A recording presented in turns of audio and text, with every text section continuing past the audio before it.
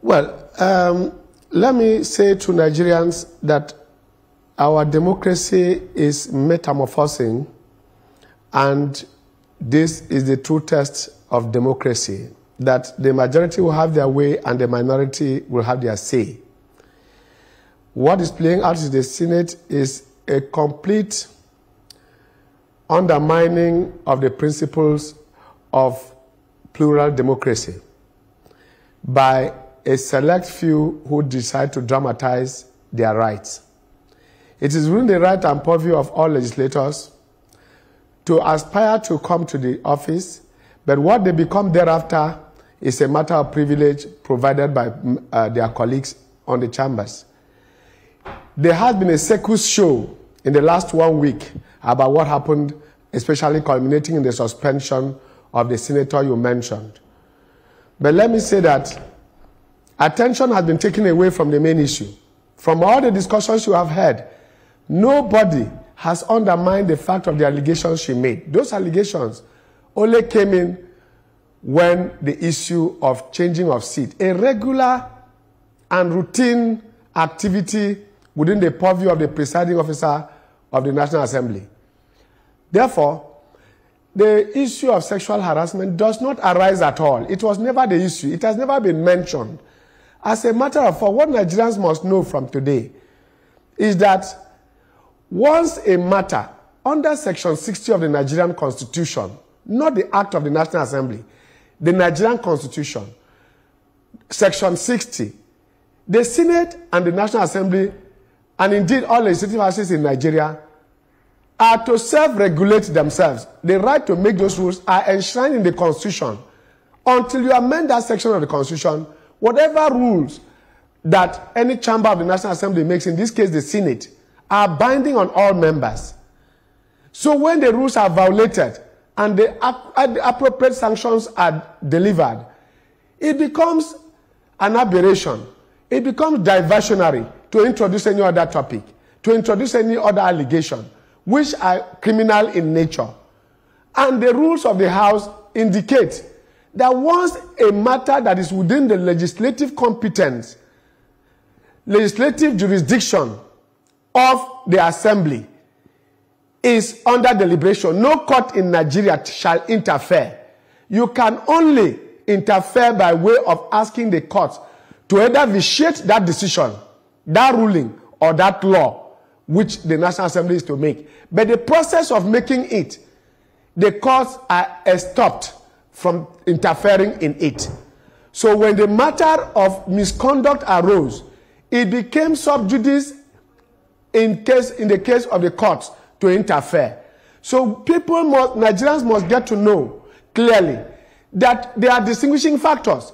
So the sexual harassment matter is even in court. That means even the National Assembly can no longer discuss it. So as she laid it there on the table, it is dead on arrival because it is already in court, and not by a member of the National Assembly, but by somebody who is not a member of the National Assembly, but who has sued the National Assembly as well.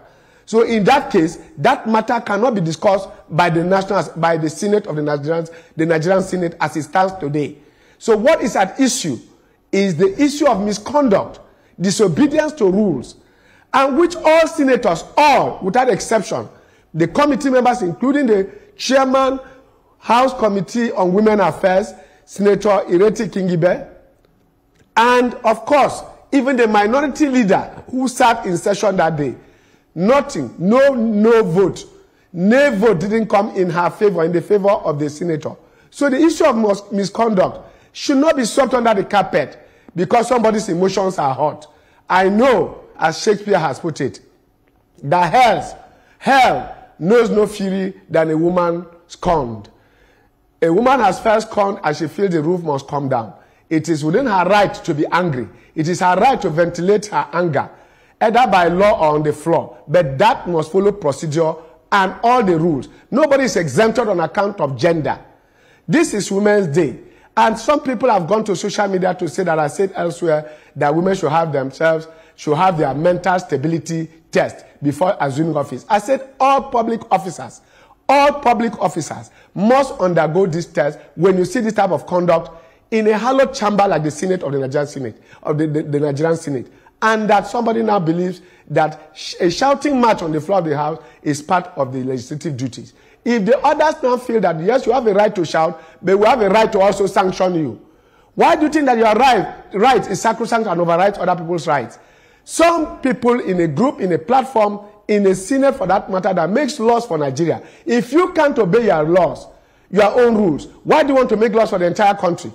How can you make laws for the good governance of the country when you are lawless? This is exactly where we are. It is the lawlessness that is at issue, never the allegations. Those allegations are an afterthought, diversionary, and completely amusing, intending to engage in the melodrama that is playing out today. The courts will take a decision on that. Absolutely. But on the matter of misconduct, the Senate is right, the Senate is correct, and the introduction of emotions into the matter should definitely not sway Nigerians into believing that somebody is being undermined or that there's suppression or repression on account of gender. This is not the first woman in the Nigerian Senate. People like Florence Itegiwa have been there. Senator Lujibin has been there. Senator Oluremi Tinubu has been there and even assaulted on the floor of the House. On the floor of the House. Which was worse than sexual assault. It was on the floor of the House she was assaulted. Heavens did not fall. That Senate did not stop. We didn't even see a court case on that matter. The Senate within itself ruled and contained itself. Why is this one different? In any case, like we said, the senator involved has a right to ventilate her anger, but must do so within the procedure and laws to a chamber she swore an oath to uphold. And as making laws for Nigerians, she must obey the very rules that govern her procedure for making the laws. So it is unfortunate that Nigerians are now discussing the allegations and leaving the major issue of misconduct, that our own Senate should not be undermined and make us look like a banana republic. Nigeria has come of age, and so nobody you say, is above its laws and its own constitution. You